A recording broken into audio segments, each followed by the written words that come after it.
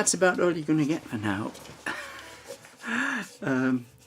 Just going to tell you an interesting little story if I can get this. That's a bit better.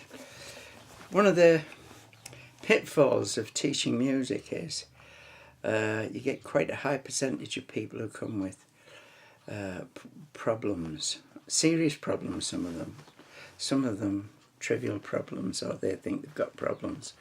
But one of the commonest, of course, is people who are left-handed and don't know they're left-handed. So you get someone, for example, a couple of weeks ago came along with a Mickey Mouse ukulele, and within about 10 minutes we'd discovered they were left-handed. Apparently they didn't know. Anyway, so we spent the biggest part of the lesson switching the strings round on this El Cheapo ukulele, and all we got really done in the lesson is to give them a diagram sheet and explaining how you can change the chords round in a mirror image way so as they can understand it and play it, don't they? And throughout this string changing episode and comparing their ukulele to mine, they decided that they would go shell out and get a really nice ukulele. Didn't seem to be short of money, and so yes, but would I change the strings over? Yes. Well, that's what I did. I bought quite a nice, what I thought was quite a nice ukulele, excuse me, in their price range, which I'm going to show you in more detail in a minute. And I spent some time changing the strings over, Aquillas, and getting them bedded down and settled so they play in tune. That's backside first for me. And of course you never see them again.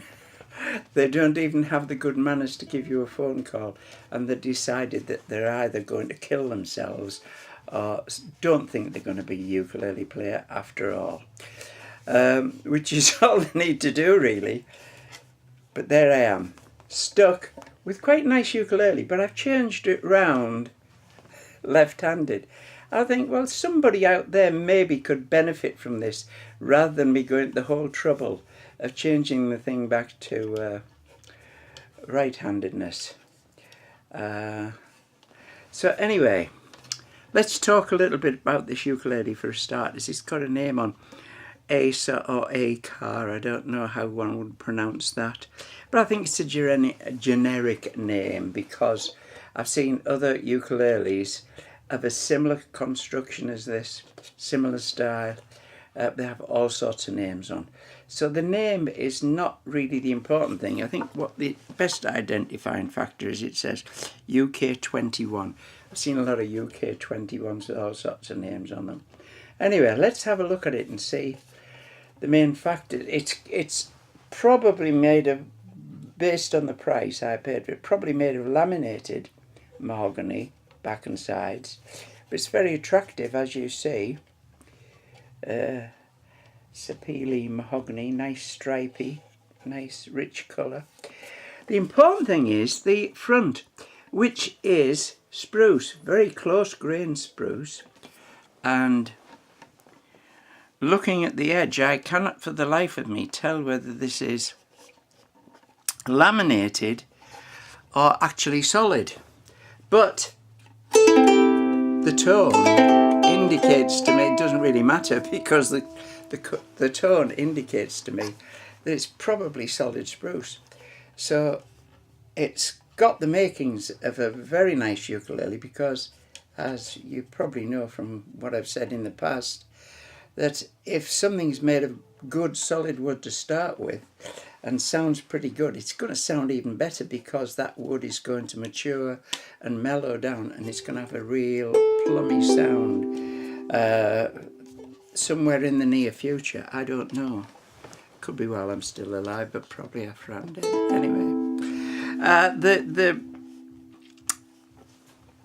fingerboard is probably quite plain Jane, but it looks like rosewood, and The only thing it's missing on it is dots on the side, which I quite like, because if you're holding this instrument properly, you won't be able to see the dots on the front unless you sat in front of a mirror. Good practicing tip, that. It teaches you to speak to the audience, sing to the audience, rather than looking down at a sheet of paper, which everybody seems to be doing every time I see a snippet of film or photograph of somebody at some ukulele club somewhere or doing some. They've always got a sheet of paper. Well, I've got a whole raft of paper in front of them. They don't seem to be able to learn anything and go out and play it. Anyway, that's my little beef out the way. It's got really good tuners on here. As you see, it's brand new because it's still got the protective little plastic protection on, which peel off very easily, clean off quite easily. These are what you call rotomatic tuners, which means that they've got very fine gears in there, and they beat anything that ever was made with a non-slip handle. Anyway, it's got also quite a nice bridge with a proper loop through facility, and this, how I managed to turn the strings round without it going radically out of tune, is because it does not have a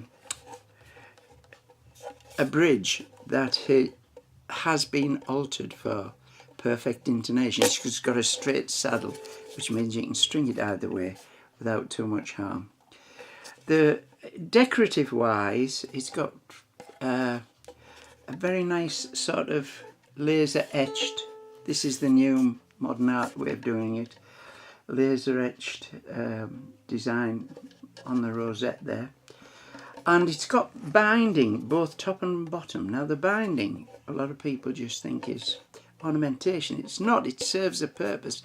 It protects the instrument, the joints, or whatever life throws at in the way of dings. So there you are. It's decorative, but it's also very functional. And now we come to the tricky bit, because I've got to play this left-handed. And being a dexterous person, I'm not bumping up my part in this. Dexterous is the correct name for right-handedness. If you didn't know what the left-handed, I'm trying not to laugh here. If you are left-handed, you are sinister. That says it all, really. Anyway, I'm going to try a little bit. I'm going to try a little bit of Ukulele Lady, doing it the wrong way around for me. Anyway, just so you can hear this ukulele at its... I